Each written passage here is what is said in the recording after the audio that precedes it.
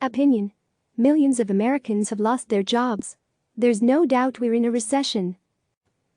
Claudia Sahm is the Director of Macroeconomic Policy at the Washington Center for Equitable Growth. Kate Bahn is the Director of Labor Market Policy at the Washington Center for Equitable Growth. The opinions expressed in this commentary are their own. Left side floating image, float left, width 100%, max width 350 px, display block, margin 0 1.5 rem 1 rem 0, add media screen, and max width 768 px. Left side floating image width 100%, display block, margin 0 auto 1.5 rem. On Friday, the Bureau of Labor Statistics announced that the unemployment rate rose to 4.4% in March, up from 3.5% in February. In addition, it reported 701,000 jobs were lost. That may sound dire, but due to the timing of the government survey, the report actually paints a much rosier picture than the reality. Earlier in the week, we learned that another 6.6 million people applied for unemployment benefits, bringing the total to nearly 10 million in the last 2 weeks of March and signaling an unprecedented collapse in jobs. The latest unemployment rate reminds us our labor market was relatively strong right before Donald Trump declared a national emergency on March 13. March 13 was also the last day that people were asked, in the job report released Friday, if they were working. Now, we are in a recession. How do we know? The millions of workers who filed for unemployment benefits told us. Past experience tells us, too. Since the 1970s, a half-point increase in the 3-month average unemployment rate, relative to its low in the prior year, has occurred in the early months of every recession. This indicator is known as the Sahm rule.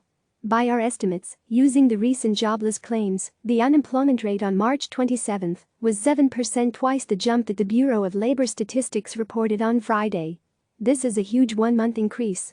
Averaging our 7% unemployment estimate for March with the official rates for January and February implies a reading of the Sahm rule that's more than twice the level at the start of past recessions. Layoffs will continue until the pandemic is under control and it is safe to reopen businesses and leave our homes again.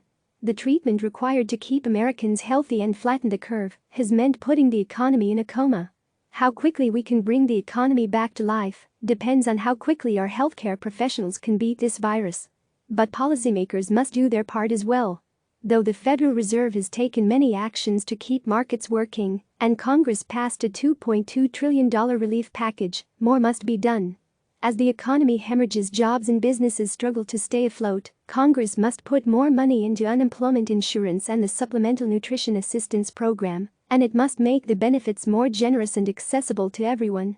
Small businesses also need more support to buffer against millions more lost jobs, or we risk emerging from this crisis with new levels of corporate concentration. We must strengthen our social safety net. Workers and their families must be kept whole, regardless of whether they can work, with full paychecks and full grocery carts. Policymakers can and must do better. Decision-makers in the government must commit to move fast and stay the course.